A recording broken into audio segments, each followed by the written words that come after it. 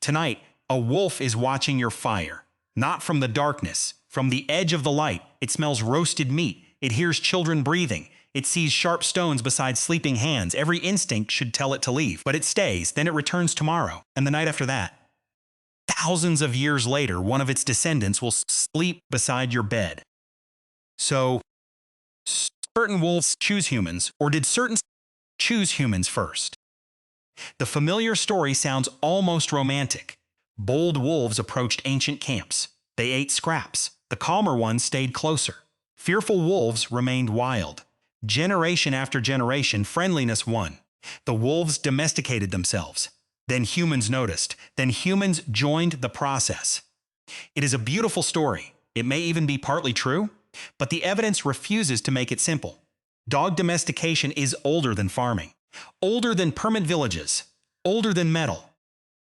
Dogs became dogs, while humans still lived by hunting and gathering. That makes them different from cattle, different from sheep, different from pigs. Those animals entered human life after food production changed the world. Dogs arrived before that change, before barns, before fields, before reliable garbage piles. The first dog was not created by a farmer. It emerged beside mobile Ice Age hunters. That difference changes everything. You cannot watch domestication happen in a fossil. You find fragments, a jaw, a tooth, a skull, a burial, a strand of ancient DNA. Then you try to reconstruct a relationship. Bones can tell you shape. DNA can tell you ancestry. Burials can suggest emotion. None of them can show the first meeting. And that first meeting is the mystery. In 2020, geneticist Anders Bergstrom and an international team published a major study in Science. They analyzed 27 ancient dog genomes. Some were about 11,000 years old. By that point, dogs were already genetically diverse. There were at least 5 major ancestry groups, spread across different parts of the world. That means domestication had begun much earlier, long enough for dog populations to separate, move with people, mix, and become regionally distinct.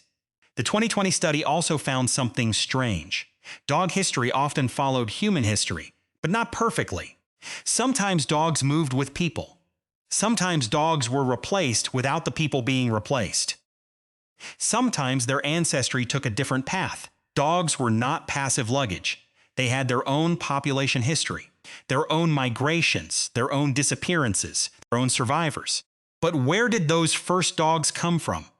In 2022, Bergstrom and colleagues published another study in Nature. This time they examined 72 ancient wolf genomes. Together, those wolves covered roughly 100,000 years. The team found that modern and ancient dogs were more closely related to ancient wolves from eastern Eurasia than western Eurasia.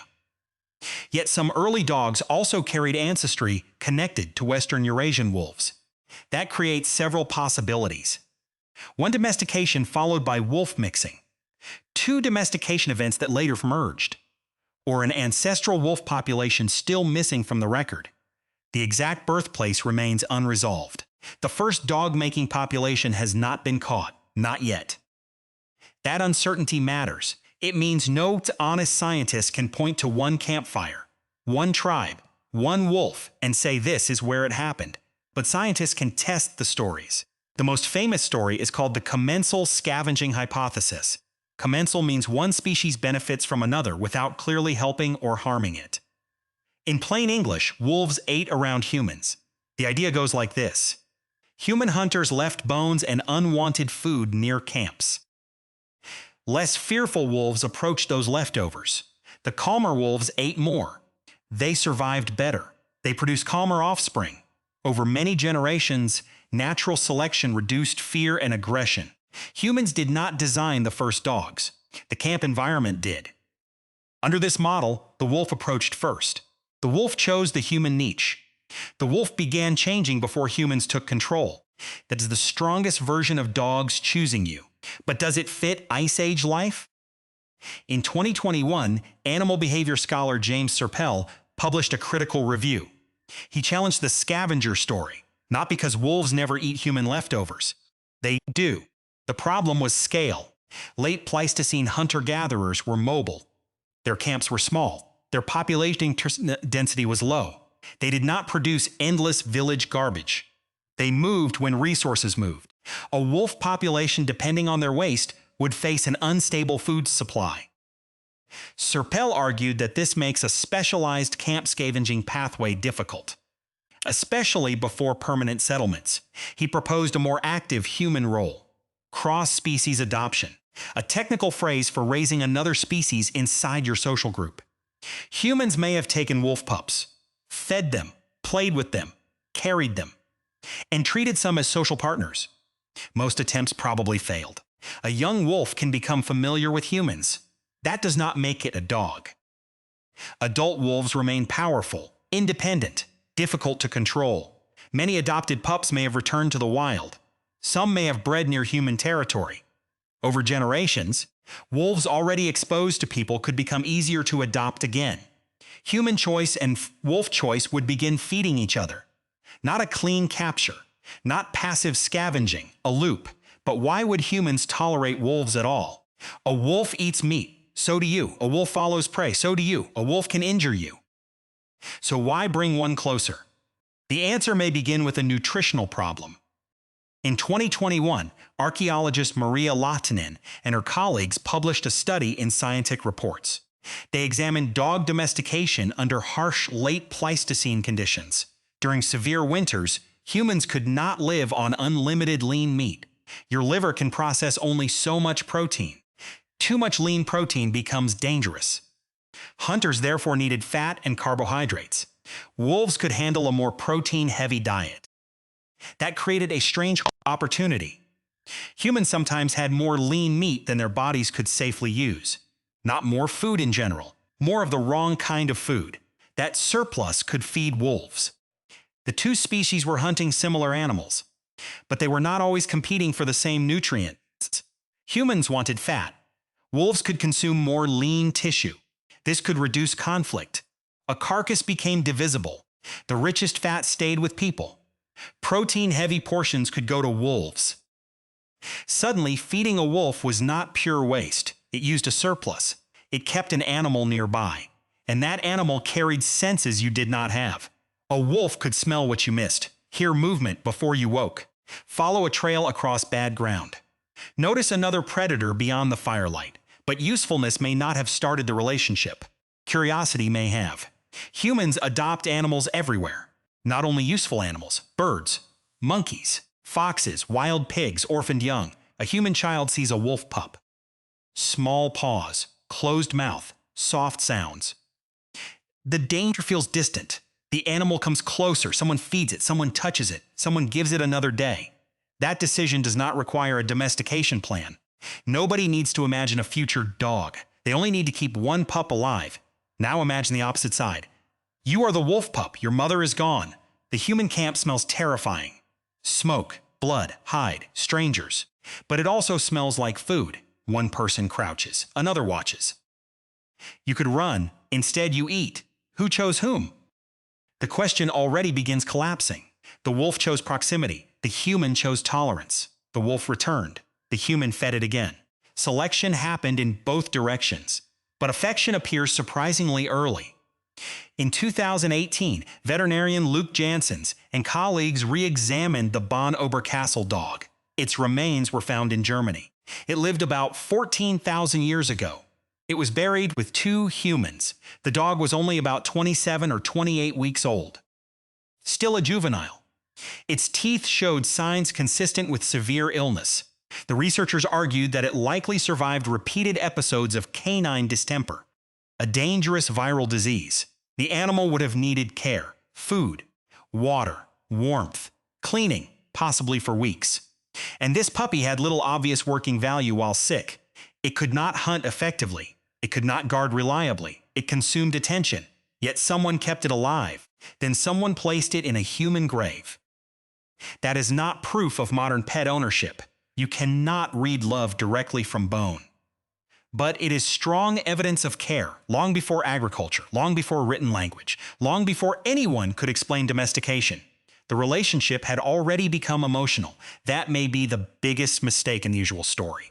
It treats wolves as a technology, a hunting tool that reproduces, a a hunting tool that reproduces, a waste disposal machine beside camp. But living relationships rarely begin with one function. A wolf could be useful. It could also be familiar, annoying, playful, dangerous, protective, dependent, loved, all at once. Cooperation also had deeper roots inside wolves. In 2015, researchers Friederike Range and Sofia Varani argued for the canine cooperation hypothesis. The phrase sounds complicated. The idea is simple. Wolves were already social specialists. They hunted together, raised young together, watched each other closely, managed conflict, coordinated movement. Dogs did not evolve cooperation from nothing. Their wolf ancestors already possessed much of the machinery. Domestication redirected it. A wolf capable of reading another wolf could begin reading you. A human capable of reading other humans could begin reading the wolf. Both species lived in groups. Both species hunted large animals. Both species defended resources. Both species depended on social information. That overlap was rare and powerful. The first partnership may not have joined a master and a servant. It may have joined two cooperative predators. That is the twist. Dogs probably did not simply choose humans. Humans probably did not simply choose wolves. Each species changed the selection pressure around the other. A calmer wolf gained access. A more tolerant gesture stayed safer. A human better at reading wolf behavior avoided danger. Friendly behavior created more friendly encounters. Useful behavior created more tolerance. Care created dependence. Dependence created new opportunities for care. The relationship built itself between them. Slowly, unevenly. Without a blueprint, there was no first dog owner. There was no first obedient pet. There were only repeated decisions.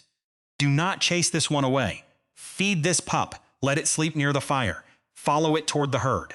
Listen when it becomes alert. Trust it once. Then trust it again. Some experiments ended badly. Some animals left. Some humans were injured. Some lineages disappeared. But one relationship survived, then multiplied. By 11,000 years ago, dogs were already widespread and diverse. By 14,000 years ago, at least one sick puppy received sustained human care. By the time farming began, the partnership was ancient. Dogs did not wait for civilization. They helped enter it, and they may have changed humans too. Hunting with dogs can alter how people move, how they track, how they divide food, how they sleep, how they detect danger. A dog can extend human senses beyond the body. Its ears becomes part of your search. Its speed become part of your pursuit. But the exchange travels. Your fire becomes its warmth. Your camp becomes its food source. Your social becomes its protection. Your social world becomes its world. Two species begin sharing one survival system. Modern life hides how strange that is. You can look into the eyes of a predator's descendant, then touch its head. It can read your pointing finger. Follow your gaze. Notice your mood.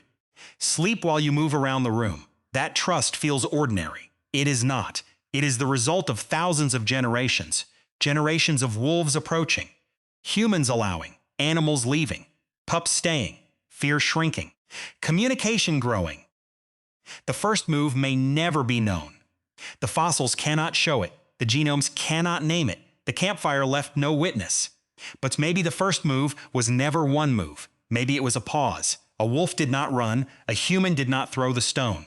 Tonight, a dog is watching your fire. And neither of you remembers who stayed first.